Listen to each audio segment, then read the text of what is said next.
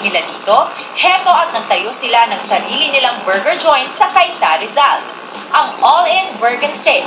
All-In started as the Wagyu Stack, which was our college thesis. We were part of the SOMBA program.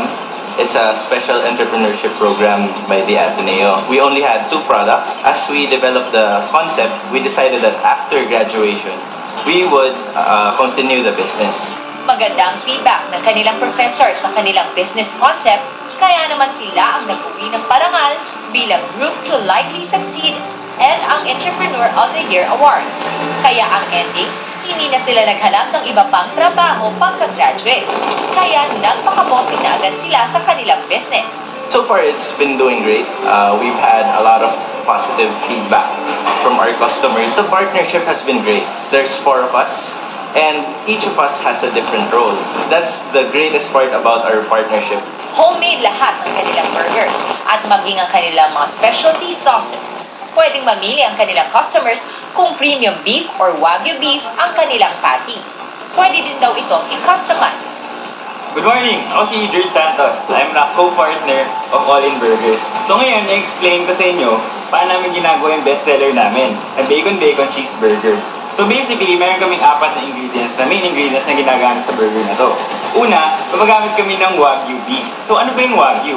Marami nagko-consider na mas maganda to sa USDA na Angus beef. So ito, ginagawa namin to, walang extender, walang halong preservative, talagang kami yung gumagawa ng patty namin. So munod, meron tayong bacon na nagdadagdag ng flavor sa burger natin. And of course, what's special about this burger is that we have this bacon jam na nagpapatamis dun sa lasa ng burger namin.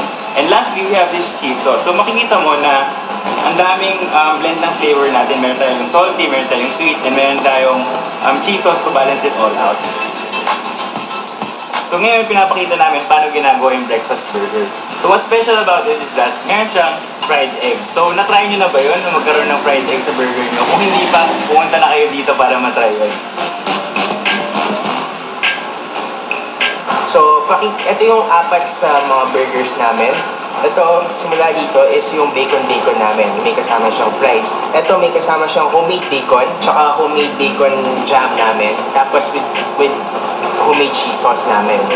Ito naman po yung isa sa mga bestseller namin, yung barbecue. Homemade barbecue sauce din po siya, kasama po ng homemade cheese sauce namin. Dito naman po is yung chili cheeseburger namin, which is meron siyang homemade American chili, tsaka homemade cheese sauce.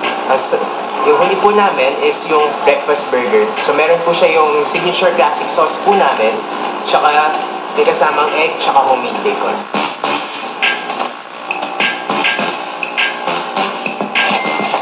Partner, sigin talaga dito sa Resorts World. Tingnan mo naman, may pa, pakotse. Hindi mo na ako yan dito kasi